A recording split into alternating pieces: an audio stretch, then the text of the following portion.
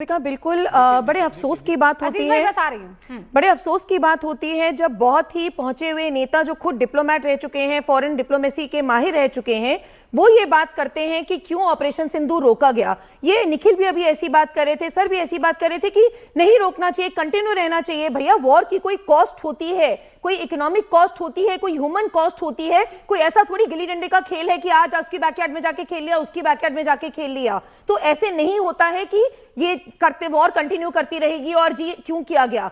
आप जो बात कर रहे हो बार बार की क्या किया क्या नहीं किया, देखिए अमेरिका की जो स्ट्रैटेजी रही है, पाकिस्तान है कौन, पाकिस्तान की अपनी हैसियत क्या है। पाकिस्तान चाइना के डेट में घिरा हुआ देश है, अमेरिका के जा जाके घुटने टेकने वाला देश है, वर्ल्ड बैंक के आगे जाके कटोरा लेके जाता है, ये दे दो वो दे दो, वहां पे वो बुलाते हैं तो उठ के चले जाते हैं, उनके आर्मी जनरल ही चले जाते हैं वहां बिरयानी खाने। तो पाकिस्तान को इतनी अहमियत दी क्यों जाती है, ये बहुत अफसोस की बात होती है।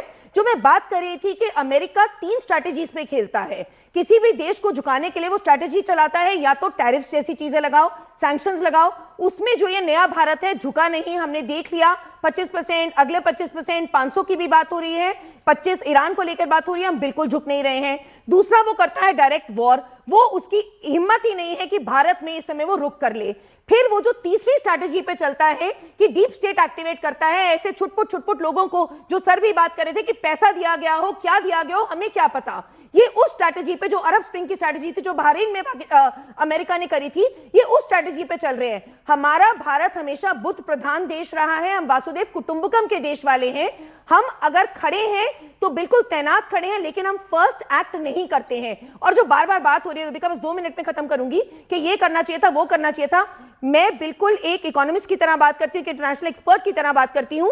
मैं कभी भी नहीं कहती हूँ कि इसके लिए नेहरू को जिम्मेदार ठहराया जाए या XYZ को ठहराया जाए, लेकिन आज जो हो रहा है, जो 62 में हम अक्साई चिन्ह दे के बैठे हुए थे, जो आज सचगाम वैली का मुद्दा उठा है, ये बिल्कुल 63 के ट्रीटी पर, वहां पे लेफ्टिनेंट कर्नल बसेरा थे, उन्होंने आपको इत्तला भी किया कि वहां पे प्रॉब्लम होने वाली है। उसके बाद भी 8-9 साल लग गए नेहरू को ये बयान देने में, भी बयान और कुछ नहीं किया, बयान देने में कि नहीं हम 63 के इस एग्रीमेंट को पाकिस्तान चाइना के नहीं मानते हैं। हाँ निखिल जल्दी कहिए क्या कह रहे हैं। आपने कहा 8-9 साल 1962 के युद्ध के बाद नेहरू को लग गए बयान देने में। सर 51 में लेफ्टिनेंट कर्नल बसेरा ने इत्तला कर दिया था कि वहां पे अक्सर ऑपरेशन सिंदूर से क्या लेना देना है, बनने वाला है। उसके बावजूद 58 तक, सर आपने सुना ही नहीं बैकग्राउंड, 58 तक नेहरू जी ने कोई उस पे बात ही नहीं करी। 59 में जाके वो बयान देते हैं पार्लियामेंट में, not a blade of grass is there. जिसके बाद 62 में जो हुआ वो हम सब देखते हैं, और 63 में जब अग्रीमेंट हुआ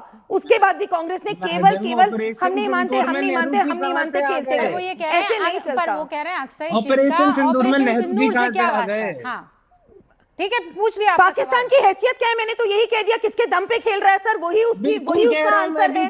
पाकिस्तान अपने दम पे खेल सकता है क्या निखिल जी?